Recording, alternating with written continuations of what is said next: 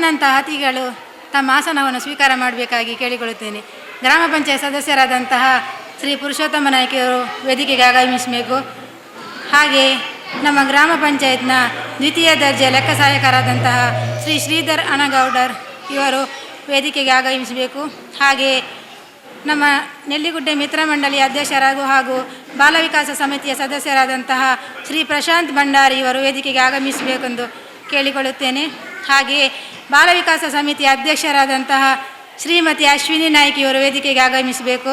ಮಕ್ಕಳೆಂದರೆ ಮುಗ್ಧತೆಯ ಪ್ರತಿರೂಪ, ಅದರಲ್ಲೂ ಈಗಿನ ಕಾಲದ ಮಕ್ಕಳಂತೂ ತುಂಬ ಚೂಟಿ, ಅರಳು ಹುಳಿದಂತೆ ಮಾತನಾಡುತ್ತಾ ಅದೇ ಮಾತಿನಲ್ಲಿ ನಿಮ್ಮೆಲ್ಲರನ್ನು ಮೋಡಿ ಮಾಡುತ್ತಾರೆ. ಇಂತಹ ಮುಗ್ಧ ಮನಸ್ಸಿನ ನನ್ನೆಲ್ಲ ಮುದ್ದು ಮಕ್ಕಳಿಗೆ ಮಕ್ಕಳ ದಿನಾಚರಣೆಯ ಶುಭಾಶಯಗಳು. ನವೆಂಬರ್ 14ರಂದು ನಡೆಸಬೇಕಿದ್ದ ಮಕ್ಕಳ ದಿನಾಚರಣೆ ಕಾರ್ಯಕ್ರಮವನ್ನು ಅನಿವಾರ್ಯ ಕಾರಣಗಳಿಂದಾಗಿ ಇಂದು ಆಚರಿಸುತ್ತಿದ್ದೇವೆ. ನಿಮಗೆಲ್ಲರಿಗೂ ತಿಳಿದಿರುವ ಹಾಗೆ ಜವಾಹರಲಾಲ್ ನೆಹರೂರವರಿಗೆ ಮಕ್ಕಳೆಂದರೆ ತುಂಬ ಪ್ರೀತಿ. ಇವರಿಗೆ ಮಕ್ಕಳ ಮೇಲಿರುವ ಪ್ರೀತಿ ಅಕ್ಕರೆಯ ಸಂಕೇತವಾಗಿ ದೇಶಾದ್ಯಂತ ಜವಾಹರಲಾಲ್ ನೆಹರೂರವರ ಜನ್ಮದಿನವನ್ನು ಮಕ್ಕಳ ದಿನಾಚರಣೆಯನ್ನಾಗಿ ಆಚರಿಸಲಾಗುವುದು. ಯಾವುದೇ ಕಾರ್ಯಕ್ರಮವನ್ನು ನಿರ್ವಿಘ್ನವಾಗಿ ನೆರವೇರಿಸಬೇಕಾಗಿದ್ದರೆ ವಿಘ್ನೇಶ್ವರನ ಅನುಗ್ರಹ ಮುಖ್ಯ. ವಿನಾಯಕನ ಪ್ರಾರ್ಥನೆಯನ್ನು ಮಾಡಲು ಬರುತ್ತಿದ್ದಾರೆ ನಮ್ಮ ಅಂಗನವಾಡಿ ಕೇಂದ್ರದ ಪುಟಾಣಿಗಳು.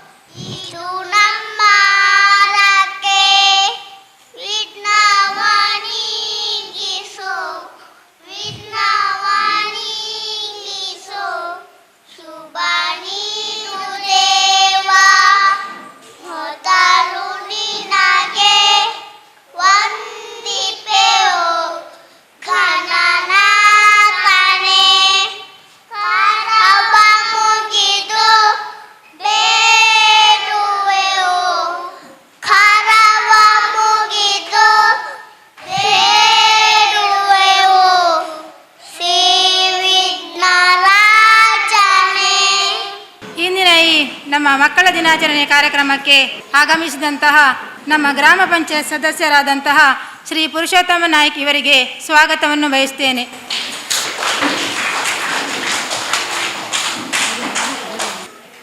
ಹಾಗೆಯೇ ಗ್ರಾಮ ಪಂಚಾಯತ್ ದ್ವಿತೀಯ ದರ್ಜೆಯ ಲೆಕ್ಕ ಸಹಾಯಕರಾದಂತಹ ಶ್ರೀ ಶ್ರೀಧರ್ ಅನಗೌಡರ್ ಇವರಿಗೂ ಸ್ವಾಗತವನ್ನು ಬಯಸ್ತೇನೆ.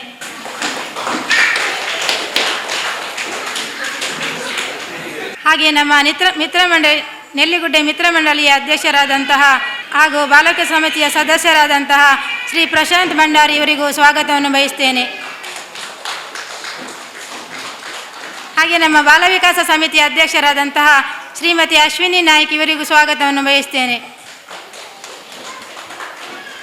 ಬಂದಂತಹ ಎಲ್ಲ ಪೋಷಕರಿಗೂ ಸ್ತ್ರೀಶಕ್ತಿ ಗುಂಪಿನ ಸದಸ್ಯರಿಗೂ ಎಲ್ಲರಿಗೂ ಸ್ವಾಗತವನ್ನು ಬಯಸ್ತೇನೆ. ಬಾನಿನಲ್ಲಿ ಚಂದಿರನ ಬೆಳದಿಂಗಳ ಬೆಳಕು, ಚಂದ್ರನಂತೆ ಶುದ್ಧತೆಯ ಶಾಂತತೆಯನ್ನು ತೋರುವ ನಮ್ಮ ಈ ಮಕ್ಕಳು ವೇದಿಕೆಯ ಮೇಲೆ ಉಪಸ್ಥಿತರಿರುವ ಎಲ್ಲರಲ್ಲೂ ಜ್ಯೋತಿ ಬೆಳಗುವ ಕಾರ್ಯಕ್ರಮವನ್ನು ನಡೆಸಿಕೊಡಬೇಕಾಗಿ ಕೇಳಿಕೊಳ್ಳುತ್ತೇನೆ.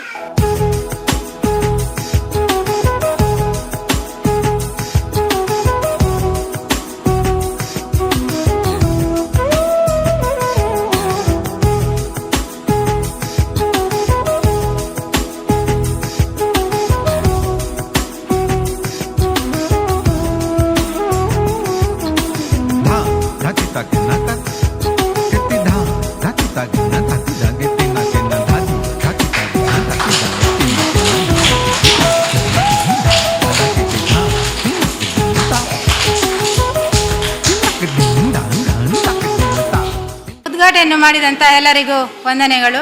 ನಮ್ಮ ನೆಲ್ಲಿಗುಡ್ಡೆ ಮಿತ್ರ ಮಂಡಳಿ ಅಧ್ಯಕ್ಷರಾದಂತಹ ಶ್ರೀ ಪ್ರಶಾಂತ್ ಭಂಡಾರಿ ಅವರು ಒಂದೆರಡು ಮಾತುಗಳನ್ನು ಆಡಬೇಕಾಗಿ ಹೇಳಿಕೊಳ್ಳುತ್ತೇನೆ. ಪ್ರೀತಿಯ ಆಶೀರ್ವಾದಗಳನ್ನು ಬಯಸುತ್ತಾ ಮಾಗಣಿಯ ಶ್ರೀ ಮಹತೋಬಾರ ಸೋಮನಾಥೇಶ್ವರ ಮಹಿಷಮರ್ದಿನಿ ಸಹ ಪರಿವಾರ ದೇವರುಗಳ ಪದತಳಕ್ಕೆ ಭಕ್ತಿಯ ಪುಷ್ಪದ ನಮನಗಳನ್ನು ಮಾಡುತ್ತಾ ಶ್ರೀ ಕ್ಷೇತ್ರದಲ್ಲಿ ಜೀರ್ಣೋದ್ಧಾರ ಬಹಳ ತ್ವರಿತಗತಿಯಲ್ಲಿ ಸಾಗ್ತಾ ಇದೆ. ಇನ್ನೇನು ಕೆಲವೇ ದಿನಗಳಲ್ಲಿ ದೇವರ ಪ್ರತಿಷ್ಠಾಪನೆ ಜೊತೆಗೆ ಬ್ರಹ್ಮ ಕಳಸದ ಒಂದು ವೈದಿಕ ವಿಧಾನಗಳನ್ನು ಬಹಳ ಸಾಂಘವಾಗಿ ನೆರವೇರಿಸಲಿಕ್ಕಿದ್ದೇವೆ. ಈ ಕ್ಷೇತ್ರದ ಪರಿಸರದಲ್ಲಿರುವಂತಹ ಶಾಲೆ ಮತ್ತು ಅಂಗನವಾಡಿಯ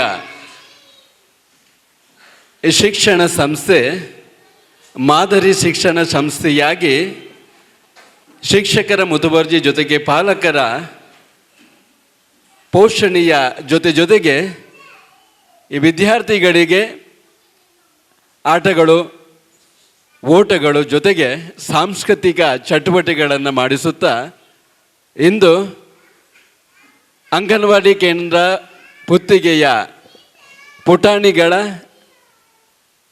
ಸಂಯೋಜನೆಯಲ್ಲಿ ಮತ್ತು ಮಕ್ಕಳ ಪೋಷಕರು ಹಾಗೂ ಟೀಚರ್ಸ್ ಶಿಕ್ಷಕರು ಮತ್ತು ಸಹಾಯಕಿಯ ನೇತೃತ್ವದಲ್ಲಿ ಈ ಶಿಕ್ಷಕರ ದಿನಾಚರಣೆಯನ್ನು ಆಚರಿಸ್ತಾ ಇದ್ದೇವೆ. ಬಂಧುಗಳೇ, ಭಾಳ ಒಂದು ಸೂಕ್ಷ್ಮವಾದ ಮನಸ್ಸು, ನಿರ್ಮಲವಾದ ಹೃದಯ ಅನ್ನೋದಾದರೆ ಅದು ಮಕ್ಕಳದ್ದು. ಮಕ್ಕಳಿಗೆ ನಾವು ಏನು ಹೇಳಿಕೊಡ್ತೇವೆ ಅದನ್ನೇ ಅವು ಪಾಲಿಸುತ್ತವೆ. ಈ ಮಕ್ಕಳಲ್ಲಿ ಟೀಚರ್ ಒಂದು ಮಾತು ಹೇಳಿದರೆ ಸಾಕು, ಮನೆಯಿಂದ ಒಂದು 500 ರೂಪಾಯಿ ತಗೊಂಡು ಬನ್ನಿ, ನಾಳೆ ಶಿಕ್ಷಕರ ದಿನಾಚರಣೆಗಂತ ಹೇಳಿದರೆ ಈ ಮಕ್ಕಳು 500 ರೂಪಾಯಿ ಸಿಗುವ ತನಕ ಈ ಮಕ್ಕಳನ್ನು ಪಾಲಕರನ್ನು ಬಿಡುವುದಿಲ್ಲ, ಪೋಷಕರನ್ನು ಬಿಡುವುದಿಲ್ಲ. ಇದು ಸತ್ಯನ. ಒಂದು ಸುಂದರವಾದ ಜಗತ್ತಿನ ನಿರ್ಮಾಣ ಆಗಬೇಕಾದ್ರೆ ನಾವು ಬಾಲ್ಯದಲ್ಲಿ ಏನು ಶಿಕ್ಷಣ ಕೊಡ್ತೇವೆ, ಯಾವ ಪರಿಸರದಲ್ಲಿ ಮಕ್ಕಳು ಹುಡ್ತಾರೆ, ಲಾಲನೆ ಪಾಲನೆಗಳ ಜೊತೆಗೆ ಅವರು ಬೆರೆಯುವಂಥ ಸಮಾಜದ ಮೇಲೆ ಸುಂದರ ಸಮಾಜದ ನಿರ್ಮಾಣವು ಮಕ್ಕಳಿಂದ ಚಾಲನೆ ಸಿಗುತ್ತೆ.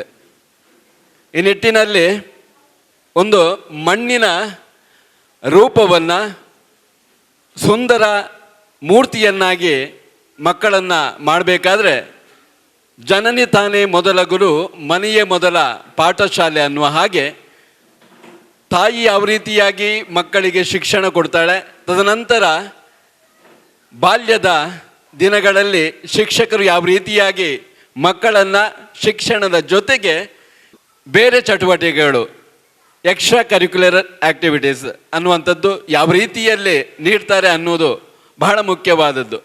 ಒಂದು ಮಡಿಕೆಯನ್ನು ಮಾಡಬೇಕಾದ್ರೆ ನಾವು ಮೇಲ್ಗಡೆ ಅದನ್ನು ಸಮನಾಗಿ ತಟ್ಕೊಂಡು ಹೋಗ್ತೇವೆ, ಆದರೆ ಒಳಗಡೆ ಕೈ ಇಟ್ಕೊಂಡು ಯಾವುದೇ ರೀತಿಯ ಒಡಕುಗಳು ಬರದೆ ರೀತಿಯಲ್ಲಿ ಸುಂದರವಾದ ಒಂದು ಮಡಕೆ ನಿರ್ಮಾಣ ಆಗಬೇಕು ಅಥವಾ ಮೂರ್ತಿ ನಿರ್ಮಾಣ ಬೇಕು ಅನ್ನುವ ರೀತಿಯಲ್ಲಿ ಲಾಲನೆ ಪಾಲನೆ ಒಂದು ಕಡೆಯಾದರೆ ದಂಡಿಸುವಂಥದ್ದು, ನಯವಾಗಿ ಮಕ್ಕಳಿಗೆ ತಿಳಿಸುವಂಥದ್ದು ಅದು ಶಿಕ್ಷಕರು ಮತ್ತು ಪೋಷಕರು ಮಾಡುವಂತಹ ಒಂದು ದೊಡ್ಡ ಕೆಲಸ. ಈ ನಿಟ್ಟಿನಲ್ಲಿ ನಾವು ಮಕ್ಕಳಲ್ಲಿ ಯಾವ ರೀತಿಯಾಗಿ ಸಂಭಾಷಣೆಯನ್ನು ಮಾಡ್ತೇವೆ. ಈಗ ನಿಜವಾಗಿಯೂ ಕೂಡ ನನಗೆ ಹೇಳಲಿಕ್ಕೆ ನಾಚಿಕೆ ಇಲ್ಲ, ಫೋನ್ ನಿಜವಾಗಿ ಬರ್ತಾನೇ ಇರ್ತದೆ. ಬೆಳಿಗ್ಗೆ ಮಗನ ಹತ್ರ ಕೇಳಿಕೊಂಡು ನನ್ನ ನಿತ್ಯದ ಕಾರ್ಯಚಟುವಟಿಕೆಗಳಿಗೆ ಫೋನ್ ಬಂದರೆ ಯಾರ್ದು ಫೋನ್ ಅಂತ ಕೇಳ್ತೇನೆ, ಇಂಥವ್ರದ್ದು ಪಪ್ಪ, ನಾನು ಇಲ್ಲ ಅಂತ ಹೇಳು ಅಂತೇಳಿ. ಮನಸ್ಸಲ್ಲಿ ಮತ್ತೆ ಬೇಸರ ಆಗುತ್ತೆ. ಮಗನಿಗೆ ನಾನು ಇಲ್ಲ ಅಂತ ಹೇಳಿದ್ದೇನೆ, ಅದು ನಾನು ಮಾಡಿದ್ದು ಸರಿಯೋ, ಇದೇ ಮಾತನ್ನು ನನ್ನ ಮಗ ಕೂಡ ಮುಂದುವರಿಸಲಿಕ್ಕಿಲ್ವ ಅನ್ನುವಂಥ ಒಂದು ಕ್ಷುಲ್ಲಕ ವಿಚಾರ ನನ್ನ ಮನಸ್ಸಿಗೆ ಬಂದರೂ ಕೂಡ ಅದು ಕ್ಷುಲ್ಲಕ ಅಲ್ಲ, ನಿಜವಾಗಿಯೂ ಕೂಡ ದೊಡ್ಡ ವಿಚಾರ. ನನ್ನ ಮಗ ಅದನ್ನೇ ಪ್ರಾಕ್ಟೀಸ್ ಮಾಡಿದರೆ ಮಕ್ಕಳು ಮುಂದೆ ಸುಳ್ಳು ಹೇಳುವುದನ್ನೇ ಪ್ರಾಕ್ಟೀಸ್ ಮಾಡ್ಕೊಂಡು ಹೋಗ್ತಾರೆ. ಈಗ ಗುಣಶೀಲ ಟೀಚರ್ ಇದ್ದಾರೆ, ನಾನು ಗಮನಿಸ್ತಾ ಇದ್ದೇನೆ. ನನ್ನ ಮುಂಬೈಯಿಂದ ಬಂದ ನಂತರ ಇಲ್ಲಿ ನಾನೊಂದು 14 ವರ್ಷಗಳಿಂದ ಇದ್ದೇನೆ.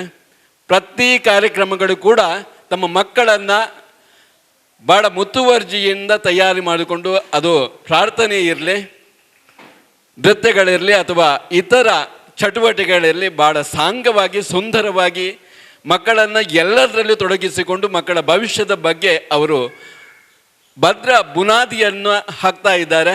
ಜೋರಾದ ಚಪ್ಪಾಳೆ ಬರಬೇಕು ಸಹಾಯಕಿಗೆ ಮತ್ತು ಟೀಚರ್ಸ್ಗಳಿಗೆ.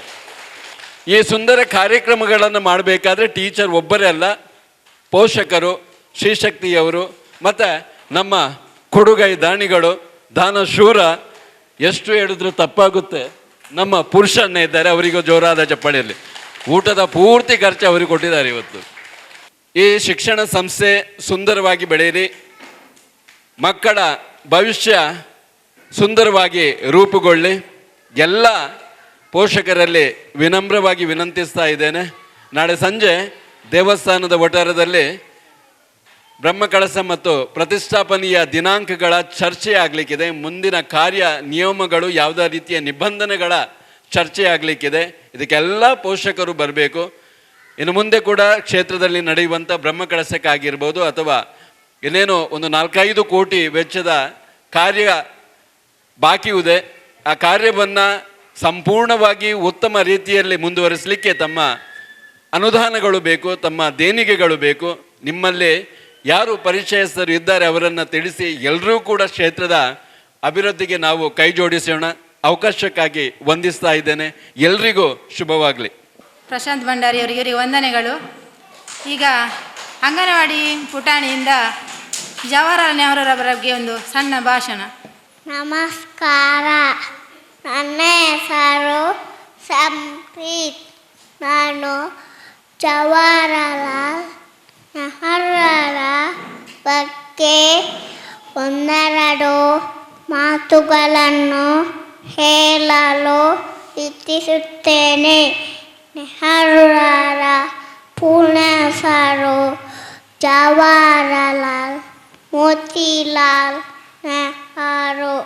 ತಂದೆ ಮೋತಿಲಾಲ್ ನೆಹರು, ತಾಯಿ ಸ್ವರೂಪರಾಣಿ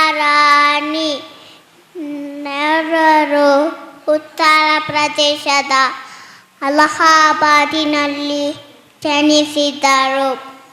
ಇವರು ಭಾರತದ ಮೊದಲ ಪ್ರಧಾನಿಯಾಗಿದ್ದರು. ನೆಹರೂರಿಗೆ ಮಕ್ಕಳೆಂದರೆ ತುಂಬ ಪ್ರೀತಿ.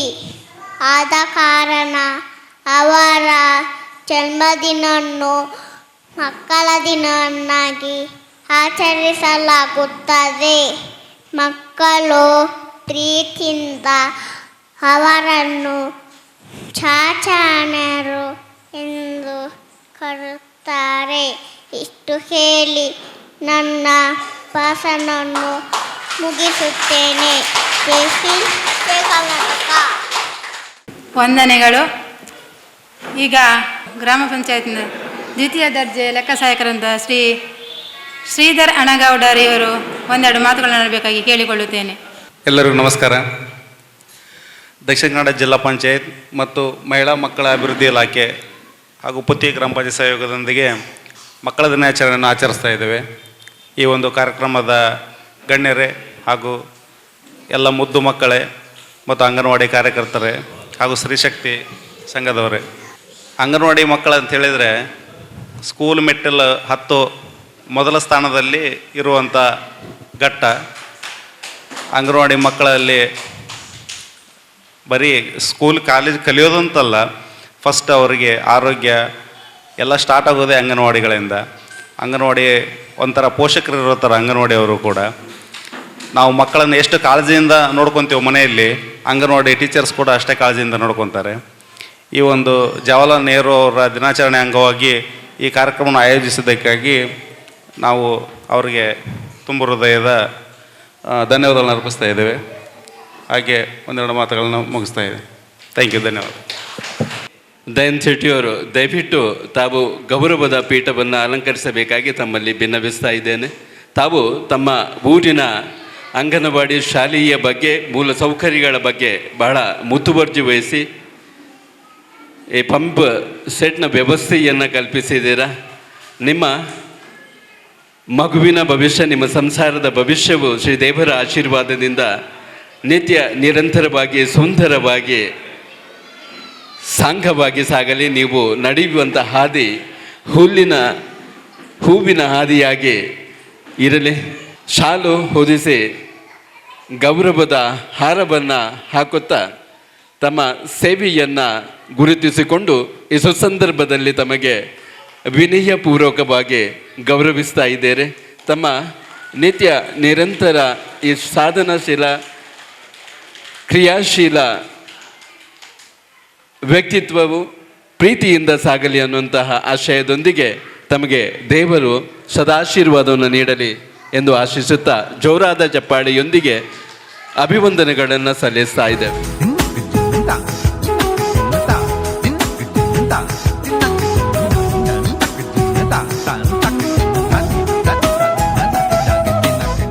ವಂದನೆಗಳು. ಈಗ ಮಕ್ಕಳ ದಿನಾಚರಣೆ ಪ್ರಯುಕ್ತ ಅಂಗನವಾಡಿ ಕೇಂದ್ರದ ಪುಟಾಣಿಗಳಿಗೆ ಆಟೋಟ ಸ್ಪರ್ಧೆಗಳನ್ನು ಏರ್ಪಡಿಸಲಾಗಿದೆ. ಅದರ ಬಹುಮಾನ ವಿತರಣೆ ಕಾರ್ಯಕ್ರಮ. ಬಹುಮಾನ ವಿತರಣೆಯ ಪ್ರಾಯೋಜಕರು ನಮ್ಮ ನೆಲ್ಲಿಗುಡ್ಡೆ ಮಿತ್ರ ಮಂಡಳಿಯ ಅಧ್ಯಕ್ಷರಾದಂತಹ ಶ್ರೀ ಪ್ರಶಾಂತ್ ಭಂಡಾರಿ ಅವರು.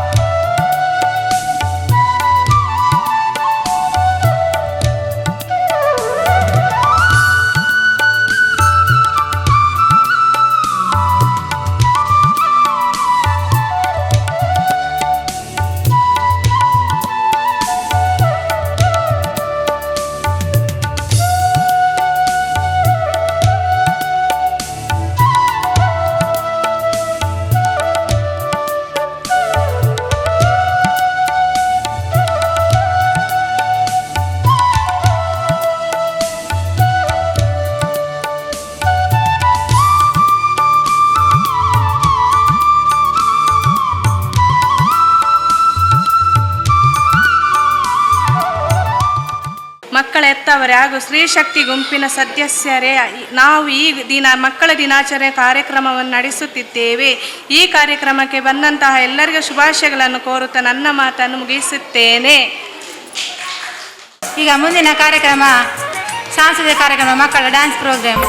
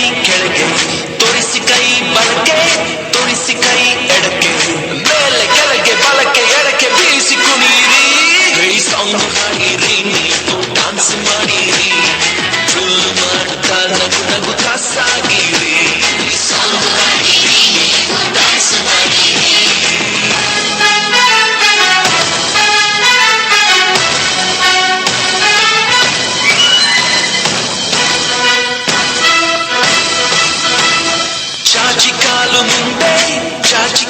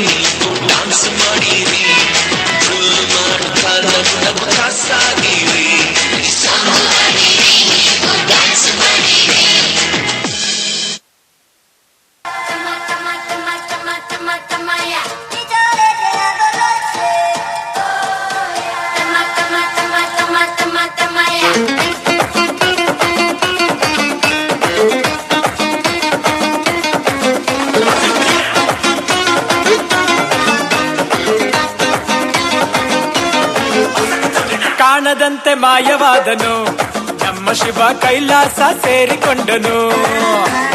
ಕಾಣದಂತೆ ಮಾಯವಾದನು, ನಮ್ಮ ಶಿವ ಕೈಲಾಸ ಸೇರಿಕೊಂಡನು. ಕೊಡುವುದನ್ನು ಕೊಟ್ಟು ಬಿಡುವುದನ್ನು ಬಿಟ್ಟು, ಕೊಡುವುದನ್ನು ಕೊಟ್ಟು ಬಿಡುವುದನ್ನು ಬಿಟ್ಟು, ಕೈಯ ಕೊಟ್ಟು ಓಡಿ ಹೋದನು. ಕಾಣದಂತೆ ಮಾಯವಾದನು, ನಮ್ಮ ಶಿವ ಕೈಲಾಸ ಸೇರಿಕೊಂಡನು.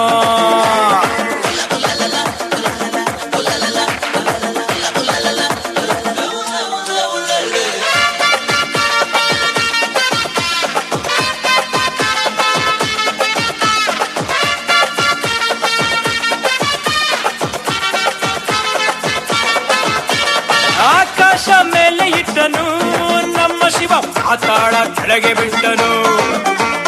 ಆಕಾಶ ಮೇಲೆ ಇಟ್ಟನು, ನಮ್ಮ ಶಿವ ಪಾತಾಳ ಕೆಳಗೆ ಬಿಟ್ಟನು.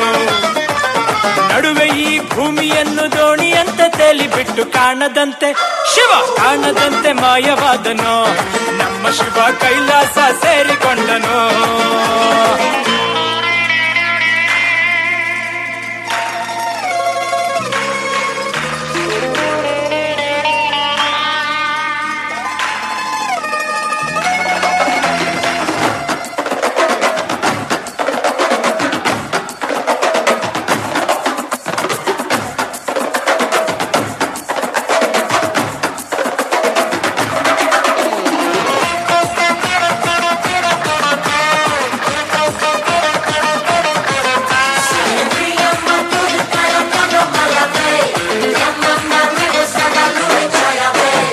ಹೆಣ್ಣಿಗೆಂದು ಅಂದ ಕೊಟ್ಟನು, ನಮ್ಮ ಶಿವ ಗಂಡಿನಲ್ಲಿ ಆಸೆ ಇಟ್ಟನು.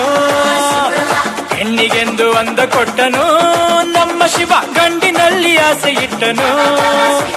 ಹೆಣ್ಣು ಗಂಡು ಸೇರಿಕೊಂಡು ಯುದ್ಧವನ್ನು ಮಾಡುವಾಗ, ಕಾಣದಂತೆ ಶಿವ ಕಾಣದಂತೆ ಮಾಯವಾದನು, ನಮ್ಮ ಶಿವ ಕೈಲಾಸ ಸೇರಿಕೊಂಡನು.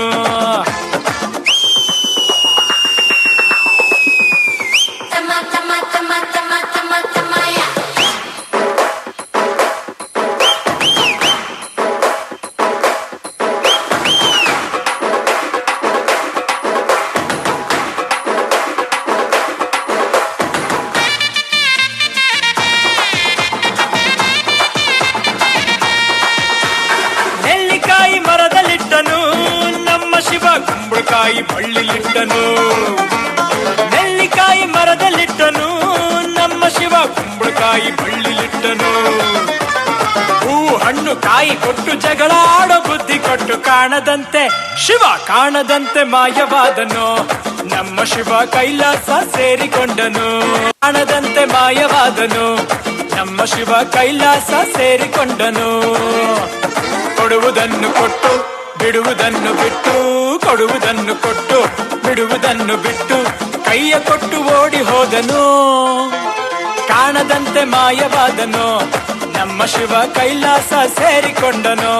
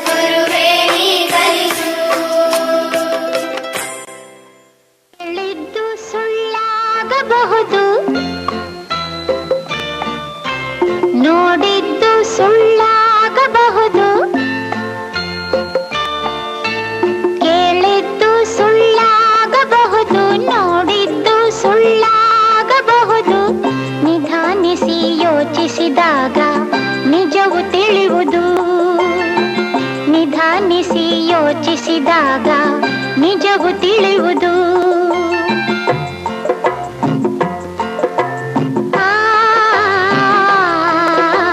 ದೂರದಲ್ಲೊಂದು ಕಾಡಿತ್ತು, ಕಾಡಲ್ಲಿ ಒಂದು ಮನೆಯಿತ್ತು, ಮುಂಗುಸಿಯೊಂದು ಅಲ್ಲಿತ್ತು, ಮನೆಯನ್ನು ಕಾವಲು ಕಾಯ್ತಿತ್ತು.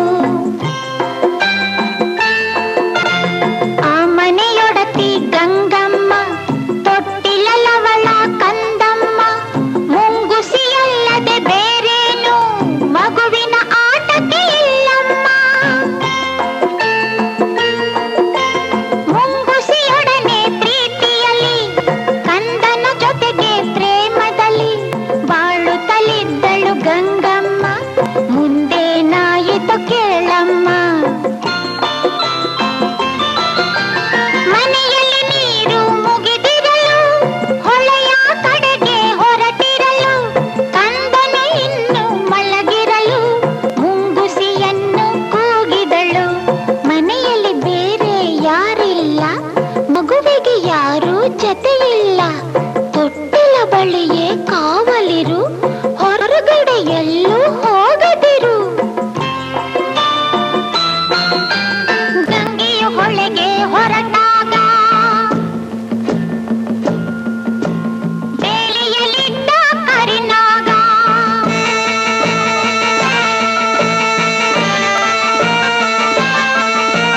ಸರಸರ ಹರಿಯಿತು ರಭಸದಲ್ಲಿ, ಮನೆಯನ್ನು ಸೇರಿತು ನಿಮಿಷದಲ್ಲಿ.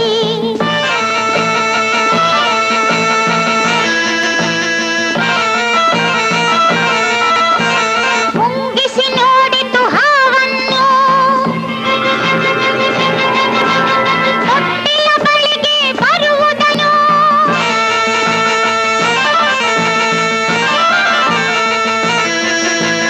ಮೇಲೆ ಬಿದ್ದಿತು ವೇಗದಲ್ಲಿ, ಕಾಳಗ ನಡೆಯಿತು ರೋಷದಲ್ಲಿ.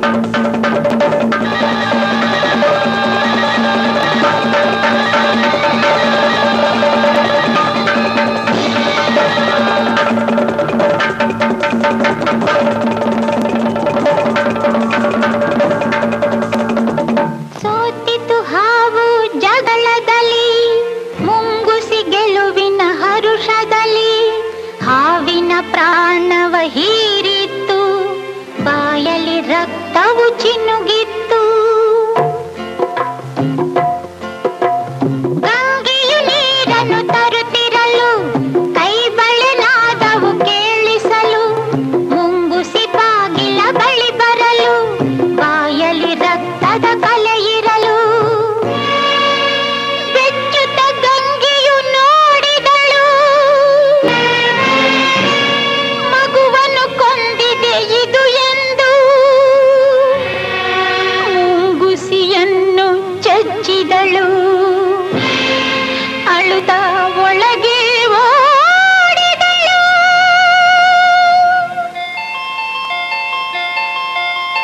ತೊಟ್ಟಿಲ ಕಂದನು ನಗುತ್ತಿತ್ತು, ನೆಲದಲ್ಲಿ ಹಾವು ಸತ್ತಿತ್ತು. ದುಡುಕಿದ ಬುದ್ಧಿಗೆ ಬಲಿಯಾಗಿ ಮುಂಗುಸಿ ಕಥೆಯೂ ಮುಗಿದಿತ್ತು. ಕೇಳಿದ್ದು ಸುಳ್ಳಾಗಬಹುದು, ನೋಡಿದ್ದು ಸುಳ್ಳ